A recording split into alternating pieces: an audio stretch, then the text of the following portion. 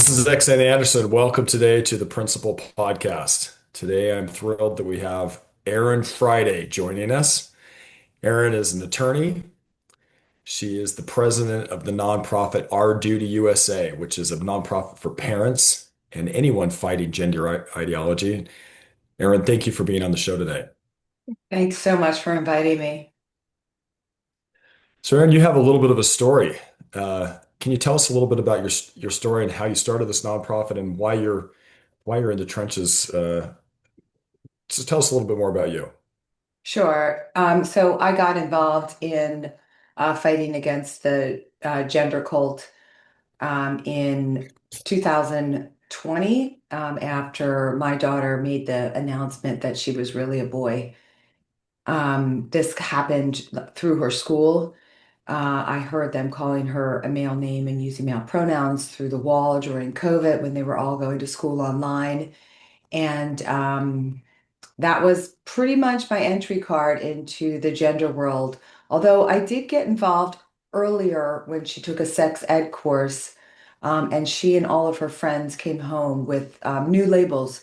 Each one of them had an LGBTQ something attached to their name now, which raised alarm bells with me because these kids were, 10 and 11, with these very sexualized labels or using terminology that they really shouldn't know, or terminology that made no sense, because, to me, non-binary is a senseless word. So is trans. So that's how it began. And I quickly learned that my liberal background had placed blinders over my eyes because the transgender movement had been underfoot for a long time without notice. So my daughter dove into, all of these different identities, finally landing on trans, and that's when it became quote unquote real. And she moved along asking to, bind her breasts and suppress her, um, suppress her period. Started dressing like a boy, trying to act like a boy, which was a little bit comedic. Um, trying to remember to sit with her legs spread and burp. Um, it was such performance art, but it did get very serious because when a child believes that they are trans, what they're really truly believing is that they are born wrong, that everything is wrong with their body. I mean, everything. So they're going through puberty and looking in the mirror and hating that reflection, everything about that reflection. And then everyone is affirming them outside of her parents and telling her, yes, we do believe you are wrong. Your body is all wrong, but don't you worry. We can fix it with drugs and surgery. You can be fixed. You won't be imperfect forever. And then these kids learn that trans-identified kids are likely to commit suicide. So it's Oh, and then on top of it, they learn that their parents are bigots and don't love them if they don't go along with the charade, that they can actually change sex. So you have these three um, thoughts going through my daughter's mind, and of course she's going to spin out into severe depression, which of course happened as it's supposed to do. So that's how I got involved. I did not start Our Duty. Our Duty was in existence before I joined. Um, I looked for, various groups to join. I joined the radical feminists, and they were a little bit too radical for me. I joined the religious groups, and I'm not very religious, so that didn't work for me. And I looked for a spot where we were nonpartisan, and that was really focused on parents and also focused on um, activism as opposed to mental support, because after a while you get tired of crying and you want to take action to stop this from happening to other families. And I was so lucky in that my daughter, after about a year and a half, desisted and returned to being comfortable in her female body. So I was empowered with the time and the ability to speak publicly now about what was going on without fear of losing, what relationship was left when she took that trans identity on. So that's a long story, but that's how I got here, and that's how this liberal former Democrat became an activist. Well, thank you for sharing. Did the school tell you that they were going to start calling your daughter by different names, by different pronouns? No, no, no, I was kept in the dark. Everybody knew but me. And then when I called the school, I did read them the riot act. I was irate, to say the least, that a school would change the second thing that I gave my daughter. The first thing I gave her was my body. The second thing I gave her was a name, and they took it. And they never met her. I mean, this is COVID. She had never stepped foot in that school. And they changed her name and changed her pronoun. And on the basis of they needed to be a safe space. Um, and I asked them to define safe because I'm a lawyer. I need to know exactly what people are saying when they say it. And they couldn't define it, um, except to make it very clear that I was unsafe, despite me asking them to say anything about me. And then they sent the police and Child Protective Services to my home to ensure that I knew that I was the unsafe one, the person who raised this child from birth and knew everything about her. But the school knew best. So Child Protective Services showed up at your home and what happened at that point? Is this because you decided you said, "Hey, I don't want my daughter to be called by a male pronoun," and they thought that was something that was unsafe? Is that correct? Apparently, apparently, like you don't know why they call CPS. They don't reveal that. But yeah, I mean, I was such a lefty liberal and so naive about what was going on. I actually thought this was a good thing. Like, oh, you're a social worker. This is great. Get a load of this. My daughter thinks she's a boy. I had no idea that this was a movement underfoot to separate families from children, and that I could have really lost custody of my child. I think I dodged a bullet and I actually let them into my house. And I'm a lawyer, like you don't do that. But I did. And I think I think because, my house was clean and I kept saying, well, I'm a lawyer, I kept saying that they left and they didn't come back. And then I pulled my daughter from that school. But I mean, I was extremely lucky. I deal with parents all the time now who have child protective services coming after them because of a name and a pronoun. And their results are not as lucky as mine are. Are there a lot of parents who are losing custody of their children because of the same issue? There are there's parents who are together and in agreement that their child is not a trans kid because no child is. And these children are being taught how to make trumped up uh, claims of abuse towards their parents. And they've been doing this since the earliest case that I found was in 2016. But these kids are being taught by actually their teachers and their school counselors, and then third parties on how to make abuse claims.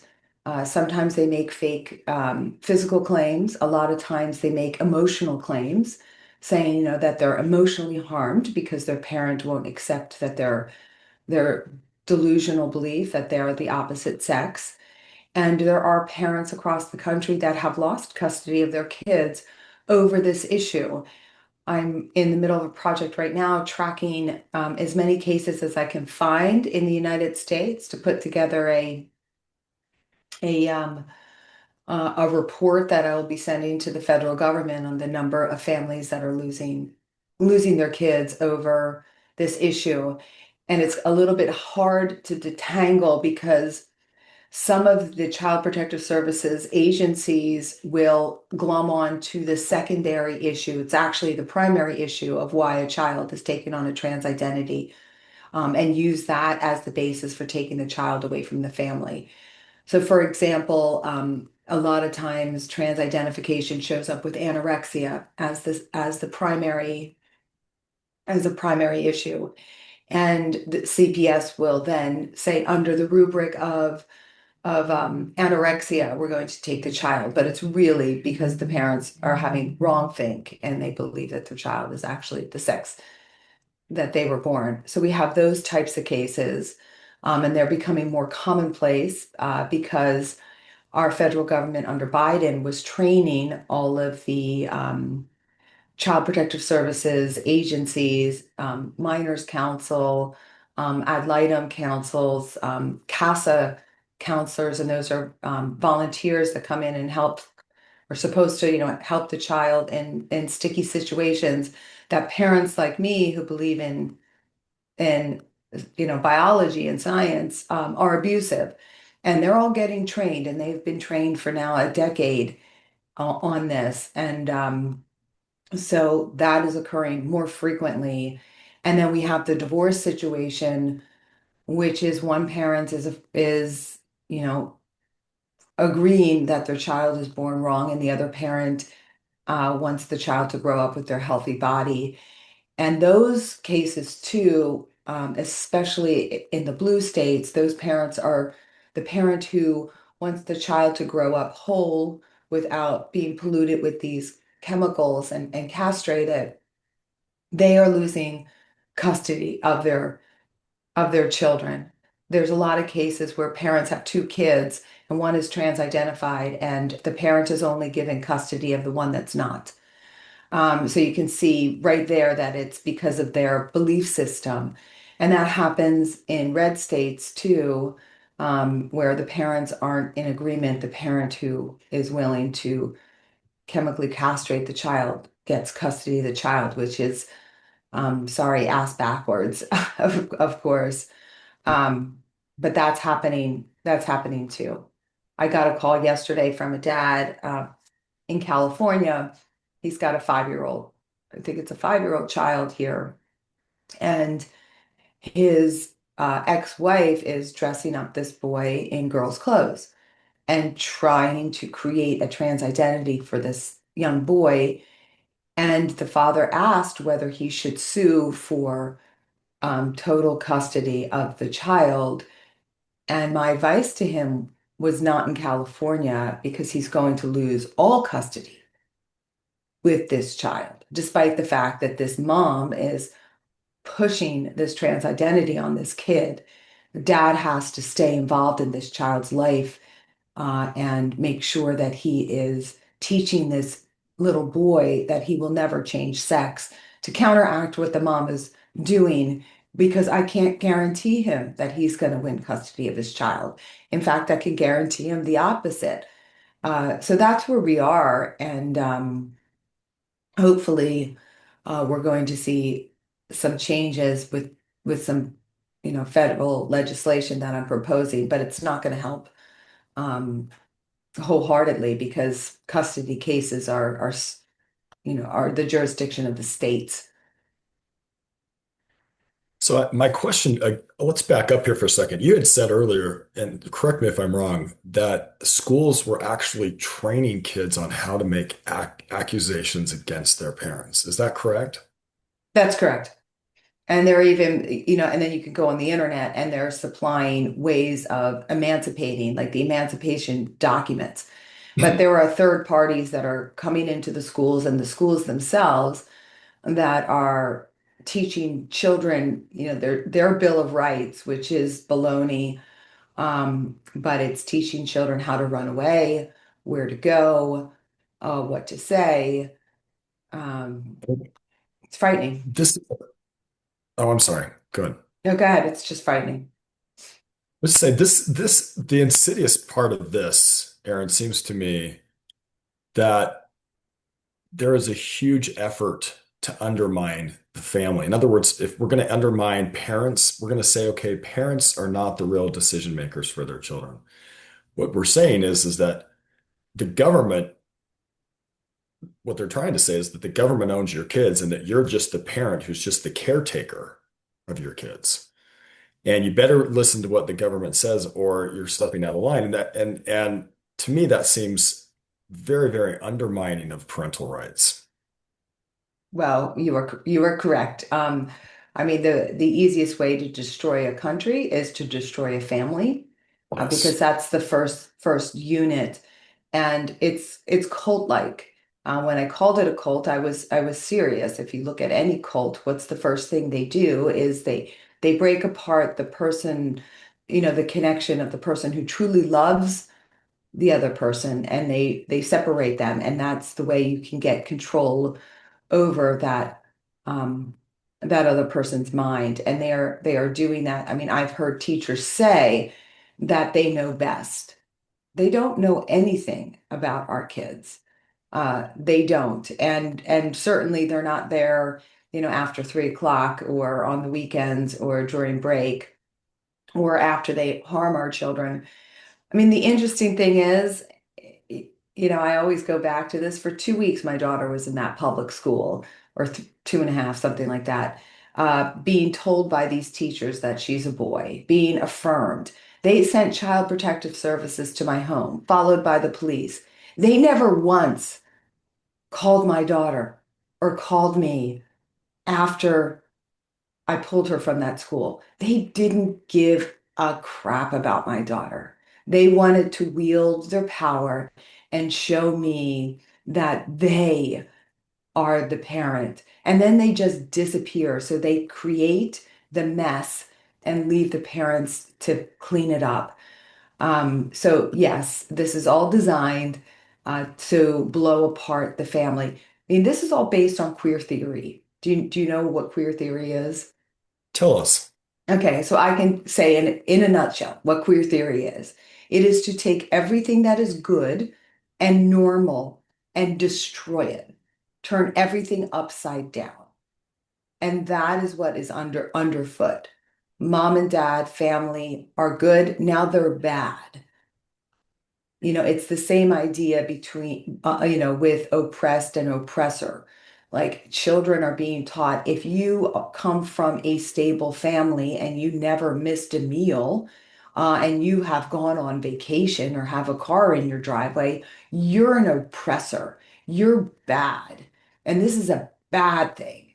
Which, of course, this is a good thing. We want everyone to have a stable family and not miss a meal. And have a vacation. So it takes everything that is good and it flips it upside down, and it has to keep flipping it, and taking everything that's good in the world and ruining it, and then teaching people that, if you were one of the regular good people, like normal, like we can't even say the word normal anymore. That has been, a bad word. We need to bring it back. Isn't that interesting? And it really comes down to the fundamental question, are government bureaucrats, are government workers, are the school teachers, are they really the ones who should be in charge of our children? Or should parents be in charge of our children? Do parents love and know their children more than a teacher who, as you said, is just trying to wield power and show that they're the functional parent? And I think this is a crucial, crucial moment for our time as parents, where we need to stand up and say, no, the government doesn't own our children. The bureauc we can work together. As a parent, you may decide to send your child to one school, but as you mentioned, if the school is not doing the things that is not respecting your parental rights, you have a right to say, I'm going to send them to a different school. Choose a different alternative. That's right. And I think that parents really have to join forces, en masse, because there's many of us. There's more of us than there are of them. And this isn't just in the transgender, uh, milieu that we see parents' rights have been, um, eviscerated over many decades. Most states have laws that when a child is 12, they can get mental health treatment without their parents knowing. I mean, think about this for a second. It is absolutely an absurdity And the basis for them saying, oh, we can have this secrecy among the child and the therapist is because there are some parents who are abusive. Some parents. Our law is the antithesis of that. Our law, Supreme Court law, and our Constitution is that parents, the assumption goes the opposite way. Again, queer theory. It goes the opposite way that parents are the first and the most loving towards their kids until proven otherwise. I mean, That's right. that's how our criminal law works. But this is across the nation, we have these secrecies. And now let's think about it even a little bit bigger. Let's say a child is depressed and they're talking to the therapist at school, and mom and dad have no idea that this is happening. Mom and dad are the like, or mom or just dad. I mean, whatever the family makeup is left in the dark, and they have no idea that their child is suffering. And the family is a unit, and you need to heal that entire unit. So maybe the parents need to act differently to help this child, but they'll never know. And they're the ones who are imprinting the most on the child. So it's foolhardy. I mean, I think, we all experience this when we're trying to get medical records for our kids for even mono, like something like that. You need your child's permission. This is absurd. We're flipping the things upside down again, empowering children to make adult decisions that they can't possibly make, all under, again, the umbrella that parents are, presumptively bad. And again, that's an absurdity. The vast majority of parents will lay down their lives for their children. I've never heard once a teacher say that they would take a bullet for my daughter, but I would easily. Not even a second thought. Right. And that's what most parents feel. They feel this immense need to nurture and protect their children. And you're right. How many government bureaucrats are going to take a bullet for your daughter or for your son? You mentioned something about even during the Biden administration that there was some training going on. Um, can you tell us a little bit more about that? Yeah, I mean, you can do a Google search. It's really easy to find. You can see judge trainings that were funded by the HHS under, the trans-identified Rachel Richard Levine. So, you know, millions, if not billions of dollars were being funneled to these training programs for social workers. Here in California, we actually allow them to get their degree faster. They get their licenses faster as long as they're learning about gender identity. We have spent millions in California training teachers. They have to go through a training program that is 5 units, which is about 8 hours long, all about gender identity. We have trainings for doctors, and if they misgender someone or make a mistake or get a claim against them for not being transgender friendly, they have to take the course again. This is red China. This is re-education.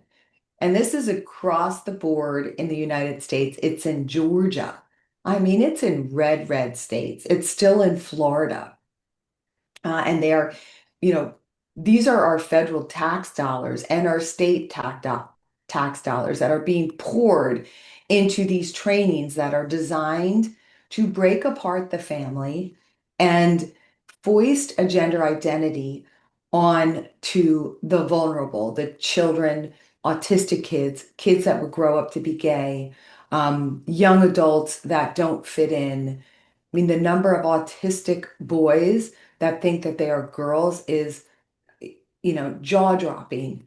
Um, they're creating trans identity. I mean, I tell this story because, again, I came from the deep left. I'm in, outside of San Francisco. I was cast in the blue Democrat, never voted for a Republican my entire life until 2022.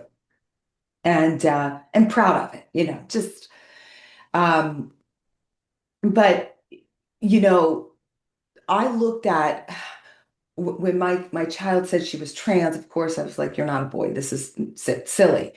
But one of the first things I looked at was a graph, and it came out of the UK. It was from the Tavistock, which is the only pediatric gender clinic in the United Kingdom. It was at the time. It is now shut down. But there was a 5,000% uptick of kids saying that they're transgender. And that started in about 2014. Then So I that's a looked 50 times increase. 5,000% is 50x, 50 times increase. And let me interject here. Did I hear you correctly saying your daughter and her friends, after they went to a health class, all decided that they were different genders? Is that correct? 5 out of 5. 5 out of 5 decided that. And we're seeing this 50x increase, and it's starting to happen after these students go to school at certain classes that teach it. And all of a sudden, there's this huge increase, which means there's something being taught in those classes that is different than it Oh, was before this 50,000, this 50x increase, this 5,000% increase. Would you agree? well, yes. And so let me tie this back because I actually did pull the curriculum after, they came home and said this. I was like, I've got to see the curriculum and see what they're learning. Well, they're learning that a girl can have a boy brain and a boy can have a girl brain, which again is it's BS. It's not scientifically accurate. It's just nonsensical. We're born as one unit, and that's the way we stay. But kind of going back to it, when I saw that extreme uptick, I said, "Well, what happened in 2014?" Well, you know what happened, at least in California, in 2012, we introduced transgender identity into the classroom. So of course we had this uptick. And so you can look at every country, every industrialized country. It's the same trajectory. It's an insane number of people who suddenly say that they're transgender. It is what you call a social contagion, but it is manufactured. It is not organic. It is created. It is created by our government. It is created by the gender ideologues, Human Rights Campaign and GLSEN and the ACLU are all behind this Soros to create these gender confused kids. I went to school outside of Philadelphia. We didn't have any trans kids. I talked to teachers who were teachers for 30 years. I said, "Have you ever had a trans kid as a student?" No. All of a sudden, they have five. Where did they come from? They were manufactured. They were manufactured, and if you tie it back into what was going on in the law, it's clear. It was required teaching in 2012 that they learn about historical trans figures. Oh, which kind of is a joke in and of itself because they lie about it. So they make up historical figures. There was a woman who drove the Wells Fargo stagecoach here in California. She was a woman. It was the late 1800s. So she dressed up as a man so that she could drive the stagecoach because lo and behold, in 1880 something, women couldn't have those jobs. They had to be teachers or nurses. So she pretended to be a boy. So they claimed that she was the first transgender woman. I mean, it's made up. It was a woman who dressed up as a man so she could have a job and own property because women couldn't have bank accounts then, and women couldn't own properties. So they play with history. They make up lies. But all these fourth graders, in California, learned that she was the first transgender, or what I don't know what they say they, another nonsense term. But this is how it was done, is to bring it in through education. And now we have kindergartners being read stories about being trans, four-year-olds being told that, Jazz Jennings liked pink and liked to play with Barbie dolls, so he was really a girl. And these kids have fantastical imaginations. They really think when they put their Superman costume on that they're Superman. And so this is how you get them, and this is how they plant the seed. So when that child is going through puberty or, doesn't have a good friend group or feels weird, They can say, "Oh, I know why. It's because really I'm a boy trapped in a girl's body." So it's all by design. None of this is natural. It's all manufactured 50%, 5,000%, 50x increase manufactured, in my view, to destroy the family. Exactly. If you can destroy the family, you can weaken any society, any civilization, any nation, any state, because those are the fundamental building blocks of our whole entire civilization. In fact, if you really truly look at it, most of the problems that we have um, can be solved or are started in dysfunctional or families that don't work, right? And so if we can attack that and say, okay, um, and by the way, having families that work are where a lot of the great things happen on the flip side, right? So if we have strong families, we have a strong society. If we have weak families, we have a weak society. And this is to me a huge attack on the family. Yeah, and I mean, I'll fall on the sword a little bit. My generation, we were instructed, at least I was early on, when our kids were little, to be child-led. Uh, to bend down and look at our children, straight in the eyes when they're 2 or 3. We disempowered ourselves. We handed over the reins to our children. No, our children do not get a seat at the table all of the time. I go to school board meetings and I really hate to see students sitting on the school board. They always Oh, have like this. They don't belong there. They are children. Yes, their opinion matters as far as, fun things that are happening at school, but they are not able to, with the frontal lobe development, they are not able to make adult decisions, and nor should they be asked to, nor should they be empowered. The disrespect between the child and parents now has, you know, just metastasized. Where children, and I see this in schools. Like, I'll give you another example. A child was upset with the teacher because the teacher did not like the trans presentation. The student came up to the teacher, asked after the presentation, and said, "Hey, Mrs. B, how did you like the presentation?" And the teacher said, "Well, it doesn't align with my belief systems, and I worry that children are going to be harmed." Well, that child ran to the administration and complained about this teacher, and she was fired. Children should not have this power. Why are we giving children this power? And so we have done that. And also, parents have failed, me included. We did not know the power of, you know, these things, right? Those things, um, and the power of the internet. And we wanted our children to be quiet during dinners and long drives, and we flipped on these computers instead of being parents and playing games with them, I Spy with my little eye, or engaging with them and taking our rightly position as their first and most important teacher. We have, given up that power and that control. And that's where new parents need to understand the power of these phones. You can put as many blocks on it as you want. Porn will still get through. Bad things will still get through. And so we as parents need to return to that position of authority and where we're the most important person in our children's lives, as we should be, because we are. I love that. I love how you said that parents are the first and most important teachers. I've said it a different way. I feel like parents are basically the CEOs of their children's education, which is kind of, I think, similar to what you said. And a parent has a right to say, okay, I'm going to give my child a phone, maybe later. Maybe I'm going to give him a flip phone that doesn't have access to the internet, an old-fashioned one.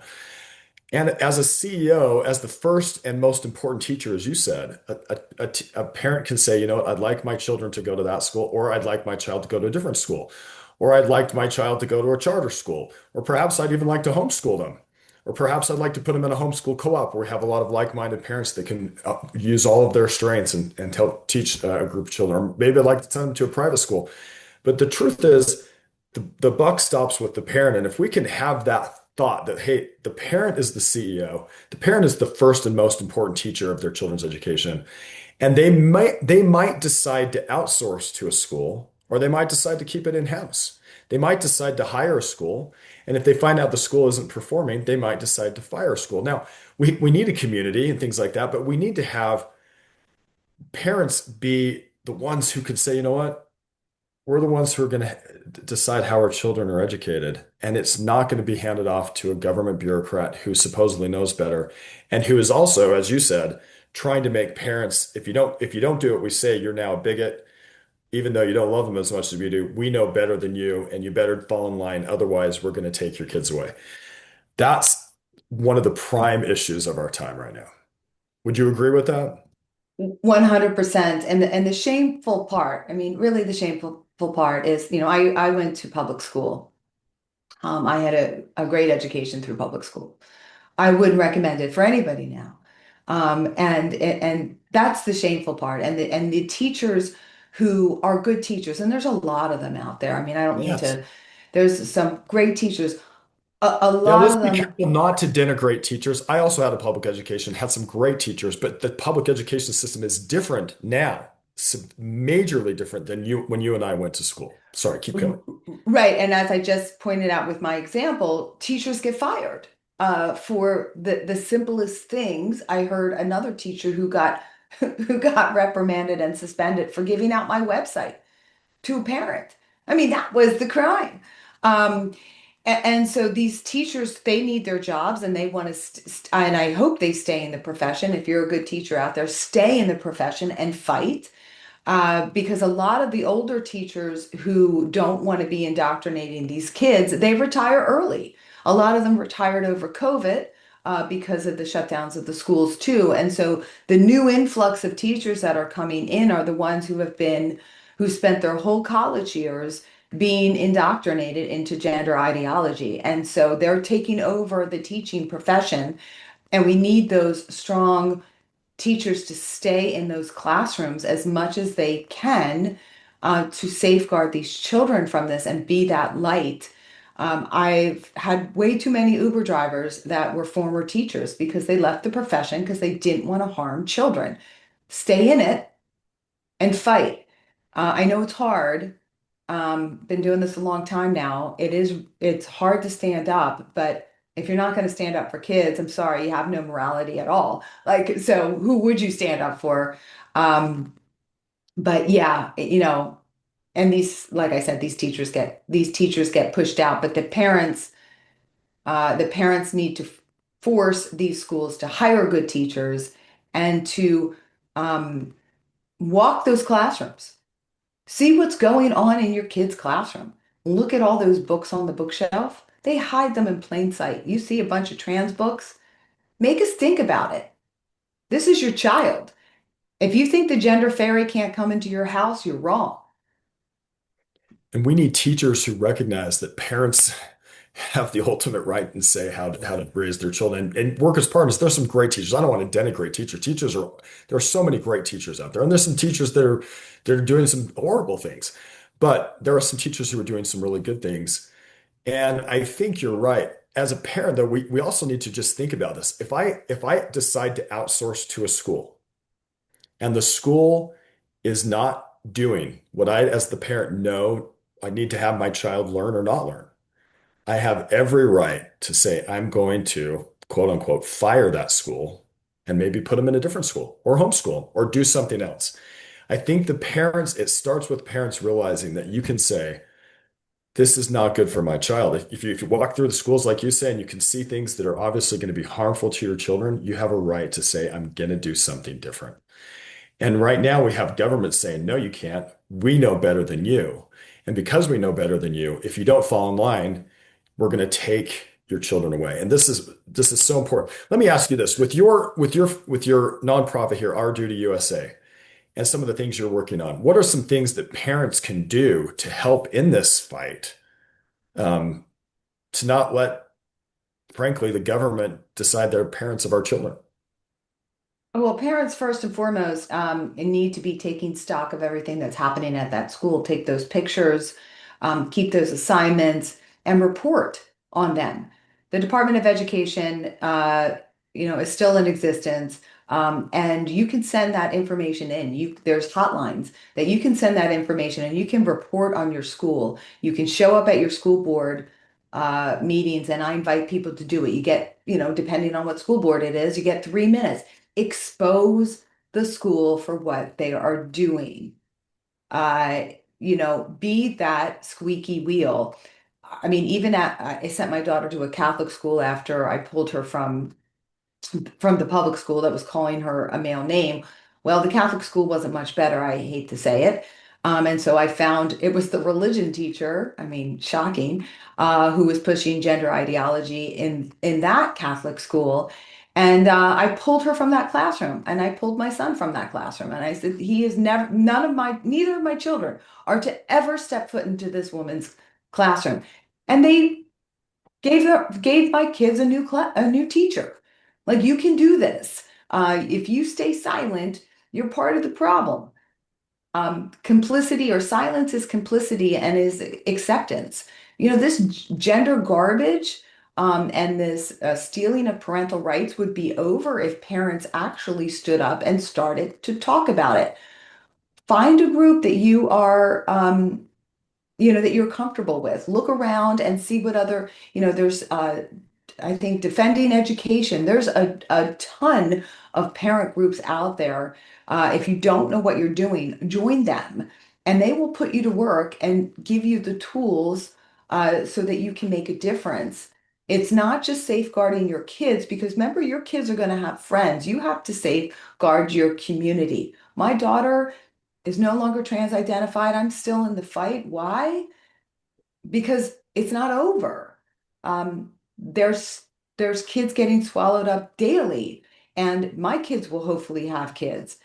So we all need to take up the mantle. And if you can't, and I understand some people can't because of their jobs, then get out, your credit card and donate to those people that are in the fight, because we are not just um, outgunned by people standing up. We don't have the financial resources. The ACLU is flush with cash. The Human Rights Campaign brings in $78 million a year. So support your Moms for Liberty or I think there's Courage Coalition. There's a whole bunch of groups out there. Support them financially if you can't find your voice, but everybody has a voice. Everybody can send an email. And really, it's the squeaky wheel that wins in the end. Our army is growing by leaps and bounds daily. I get emails almost daily asking, can I volunteer? What can I do? I always have work for somebody to do. You can sit behind your computer and do work anonymously and be helping in this fight. But if you're just sitting around drinking your coffee and shaking your head, and just complaining about this, not going to move the needle. And people like me, people like you, we need help. I know you're starting a nonprofit, or I don't know where you are on that, but We've um, started, we've got Fathers for Freedom.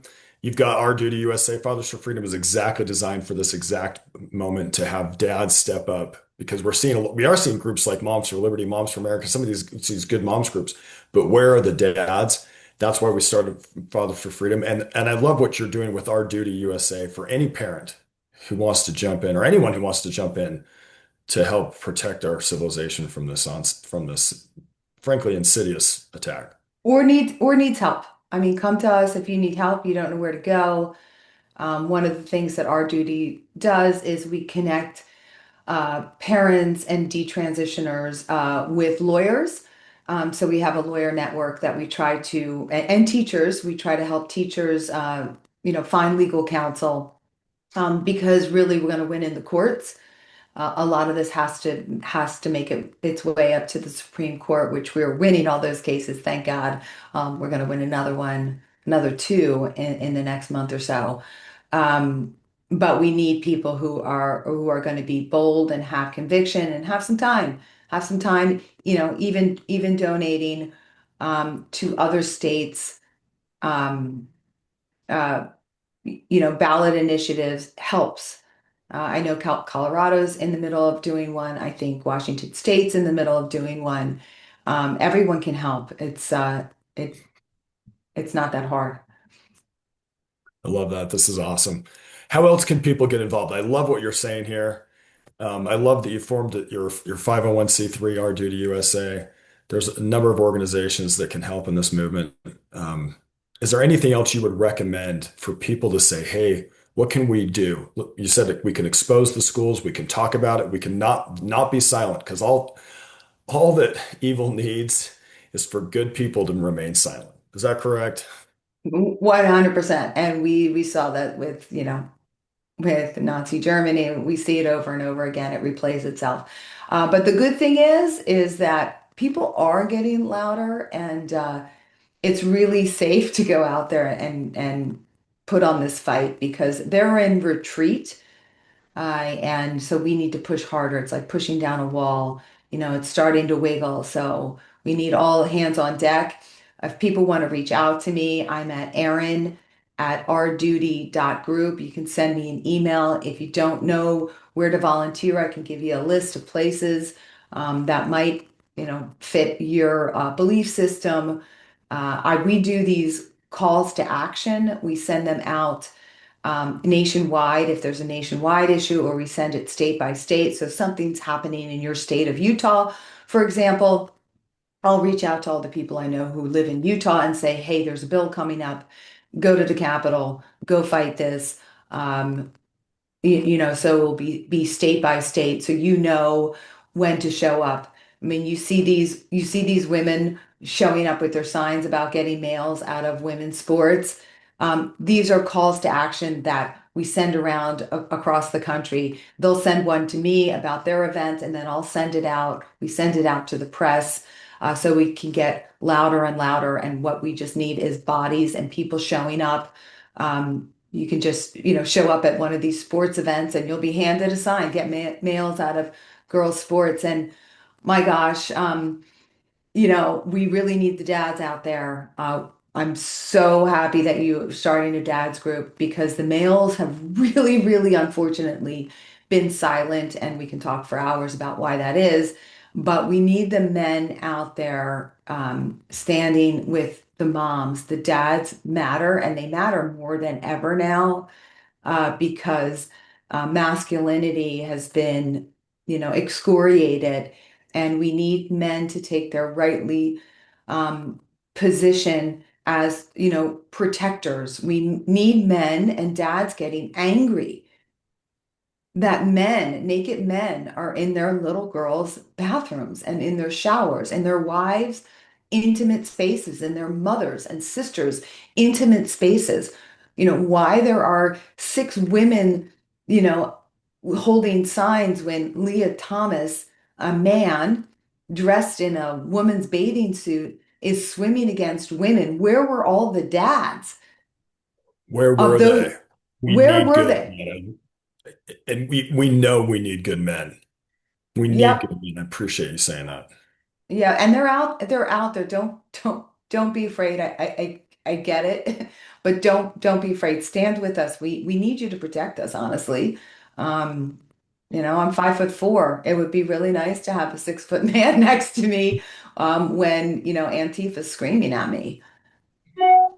We need men who are strong, who are protectors, who provide, who lead.